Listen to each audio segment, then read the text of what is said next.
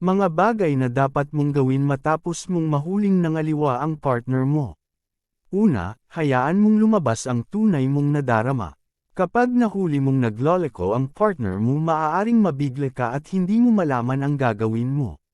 Hayaan mo ang sarili mong umiyak o kaya sumigaw. Huwag mong kimkimin ang damdamin mo, sa ganun gumaan ang iyong pakiramdam. Pangalawa, magpasya ka kung magagawa mo pa ba siyang patawarin. Dito kailangan mong timbangin ang mga bagay-bagay kung ang pagsasama niyo ba ay karapat-dapat na isalba. Kaya mo bang palagpasin ang ginawa sa iyo ng partner mo at kalimutan ang lahat at magsimula kayong muli?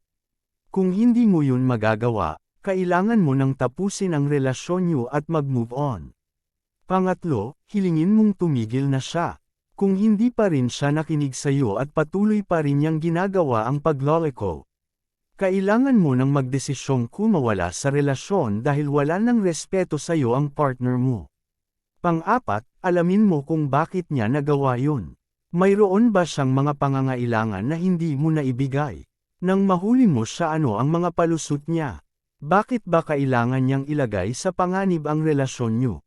Tanungin mo ng diretsahan ang partner mo kung ano ang nakita niya sa taong yun na wala sa iyo. Na ano ang mga pagkukulang mo, bakit naghanap pa siya ng iba? Dito maaari mong marinig ang masakit na katotohanan, kaya ihanda mo ang iyong sarili at tanggapin ang lahat ng maririnig mo. Panglima, isaalang-alang mo ang mga payong binibigay sa iyo. Kung susundin mo ang payo ng mga taong nasa paligid mo, magiging bukas ka sa posibilidad na patawarin ang partner mo at magsimula kayong muli ng panibago.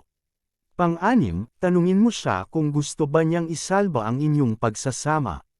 Nangangailangan ito ng mahabang proseso bago mabalik sa normal ang lahat.